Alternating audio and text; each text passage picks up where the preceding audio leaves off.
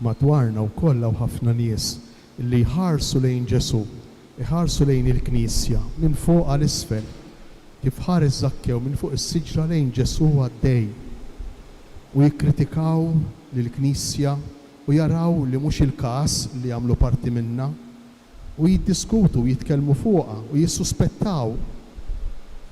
Imma fl-aħħar mill-aħħar dawn in-nies kollha kemm huma, kull min iħares minn fuq għal isfel lejn il-Knisja, kull min iħares minn fuq għal isfel lejn Ġesu, lejn il-Vanġelu, kollha kemm huma fil-fond tal-fond ta' qalbhom għandhom ix-xewqa kbira li kellu Zakkew li Ġesu jidħol joqgħod għandu.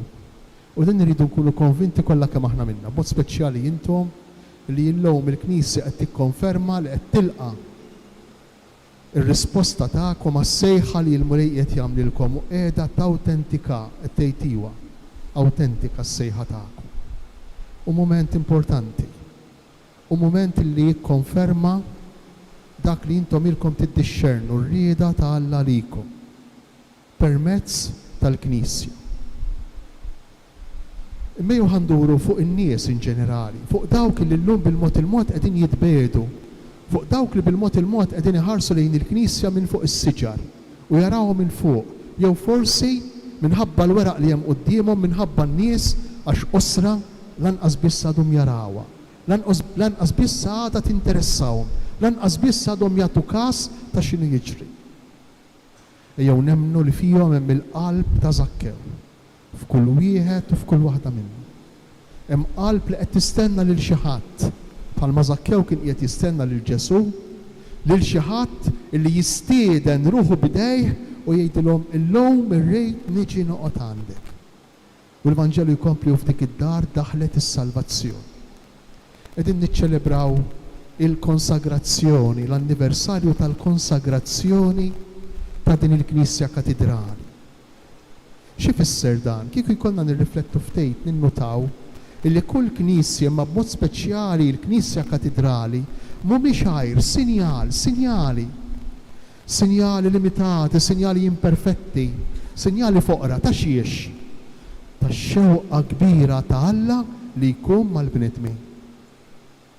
Alla tant jixtieq li jkun mal-bnedmin li anki jew għandu l-indirizz tiegħu fejn joqgħod fit-triq, fit-triqat, fil-belt, fl-irħula tagħna.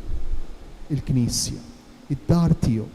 Mhux għax hu maqful hawn ġew, mhux għax hu maqful f'xi knisja, mhux għax il-ħitan ta' din il-Knisja u ta' xi knisja oħra se jillimitawh milli jista' jkun preżenti kull imkien f'kull dar, imma għaliex.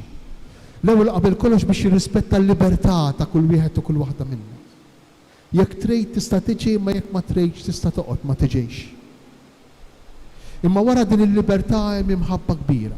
Wara din il-libertà li lilna jagħtina hemm ix-xewqa kbira tiegħu sa minn dejjem li jkun mal-bniedem. Dik il-frażi li nsibu fil-bidunet tal-Ġenesi u Alla kien jinżel jippassiġġa fil-ġnien jitkellem ma' Adam u Eva. Dik il-frażi għadha attwali u reali u titwettaq fil-milja tagħha fil-persuna ta' Ġesu. Il-Knisja Katedrali hija sinjal, simbolu ta' dan il-ġisem mistiku ta' Kristu, tal-preżenza ta' Ġesu. Imma tkun limitata wisq din il-preżenza jekk ikollha tibqa' hawn ġew, b'mod speċjali fi żmien partikolari li qegħdin ngħixu fih.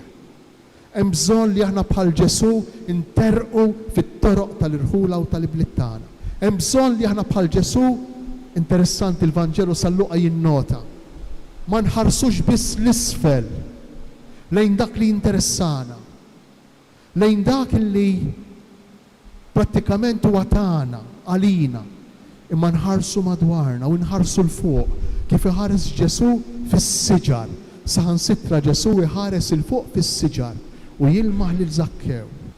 Inħarsu l-fuq u naraw madwarna ħafna nies li forsi jħarsu lejna b'suspett, forsi jħarsu lejna blikra, forsi jħarsu lejna b'sens ta' diżinteress totali.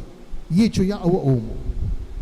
Imma Ġesu li jixtieq li jsalva l-bniedem u dan hu l-iskop tal-Knisja. L-iskop tal-Knisja huwa wieħed, il-ħelsien, is-salvazzjoni tal-bniedem, li l-bniedem ikun ħieles, li l-bniedem ikun liberu. Imma Ġesu iħares il-fuq u lil Zakkew jgħidlu inżel minn hemm. U l-Vanġelu kemm hu sabiħ. Jgħidilna Zakkew niżel malajr bla telf ta' żmien. Kien qiegħed jistennija dik il-kelma Zakkew. Kien qiegħed jistennija dik l-istedina ta' Ġesu li jidħol għandu. Bħalma ħafna nies meta ngħidulhom kelma anke jekk jibdew b'atta rabja ta' kritika distruttiva, kważi ma jridux jarawna bajnejhom, però mbagħad tibda tinduna li hemm wisa għal Ġesu fil-qalb tagħhom. U l-Vanġelu jkompli jgħidilna u Zakkew wieqaf. Sa dakinhar kien għadu mhux wieqaf Zakkew. Kien għadu mhux fih innifsu Zakkew. Kien għadu ma sabx lilu nnifsu Zakkew sakemm ma ltaqax ma' Ġesu. U hekk jiġri kull darba li persuna, kull darba li aħna fil-ħajja tagħna. Aħna li niġwaw biex nieħdu lil Ġesu magħna. Aħna li niġwaw fid-dar tiegħu biex nieħdu lil Ġesu fid-dar tagħna. Kull darba li aħna niltaqgħu ma' persuna u naddula ftit minn Ġesu li dik il-persuna nkunu qegħdin ngħinuha tieqaf fuq saqajja. Wieqaf fuq saqajja.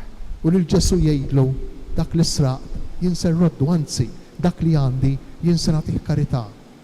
Fil-li marbut mallaq mal-flus, fil-li qasejr żgħir ċkejken għaliex? Għax il-ħajja tiegħu hija qasira, fqira, żgħira, marbuta mal-interessi tiegħu biss u fil-li Zakkew joħroġ minnu nnifsu. Zakkew isir bniedem ħieles. Zakkew jibda jgħix tassew, jibda jgawdi l-ħajja tassew, jinduna li hemm oħrajn madwaru, jinduna li dak li għandu jista' jgħix mhux biss, imma jista' jagħmel ħafna nies kuntenti. Il-milja tal-Vanġelu l-imħabba tal-aħwa. Ew nitolbu lil mulej illum biex kif qalilna San Pawl insiru ġebel ħaj. Intom jekk terġgħu taraw it-tieni qari tindunaw li intom se tkunu jew diġà intom il-bennejja li tpoġġu pedamenti tad-dar fejn jista' jagħmar il-mulej. Dan hu x-xogħol tagħna. Nippruvaw inħejju dar fil-qalb tan-nies fejn jista' jidħol il-mulej. U minnu l-mulej? Smajna fl-ewwel qari dik dawk l-espressjonijiet qawwijin u Alla la jissema u lanqas ismewiet ma jesawk. Immaġinaw Alla li la jissema u lanqas ismewiet ma jesawh qiegħed hawnhekk f'din il-Knisja Katedrali. Imma qiegħed hawn mhux biex jibqgħu, qiegħed hawn biex neħduh magħna bil-kelma u bl-Ewkaristija. U kull wieħed u kull waħda minna isir din id-dar li fiha id-dar ta' Zakkew li fiha daħal Ġesu u ġab is-salvazzjoni. Kull wieħed u kull waħda minna jista' jibni katedral illi fih jidħlu ħafna nies fil-qalb tiegħek biex jistgħu jiltaqgħu ma' wkoll ma' Ġesu u jkollhom il-ħelsien.